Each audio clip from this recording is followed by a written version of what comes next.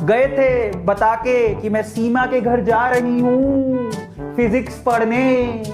आप सीमा के घर नहीं गए, सीमा के घर से सारी सीमाएं लांग के आप समीर के घर पहुंच गए। नहीं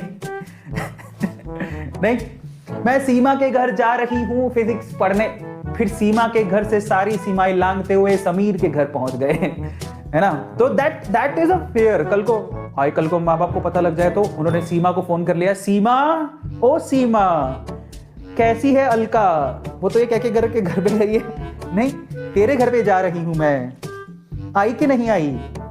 सीमा कह दे कल को ये बात कि नहीं आंटी हमारे यहाँ तो कोई अलका नहीं आई। उसके बाद जो बैंड बजेगी, सोचो क्या, देखो कुछ भी हो सकता है। सो इन दैट केस माँ बाप को चिंता हो जाएगी कि आप गए कहाँ, ठीक है। और ज्यादातर माँ बाप आपको थोड़ा सा उस वे से सोचने लगते हैं इस बात को कि तुम इतनी रात को गायब हो, सीमा के घर तुम हो नहीं हो, सारी सीमाएं तुमने क्रॉस कर दी, तुम गए कहाँ? कल को कुछ गलत काम ना कर लो। गलत काम में क्या होता है सबको पता है।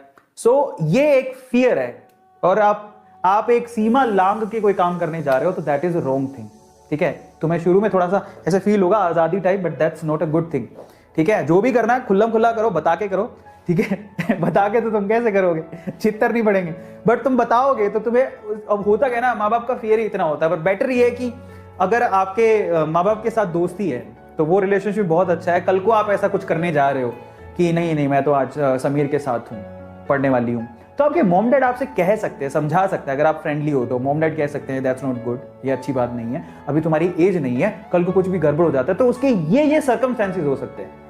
Are you getting my point?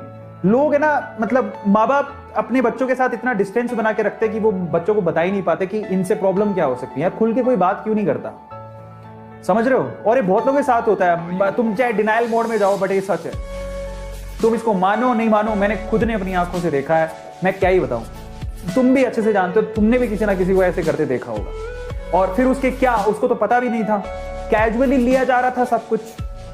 रात में झूठ बोल के चली गई कि मैं, या चला गया कि मैं उसके घर जा रहा हूं, या उसके घर गए किसी और के घर।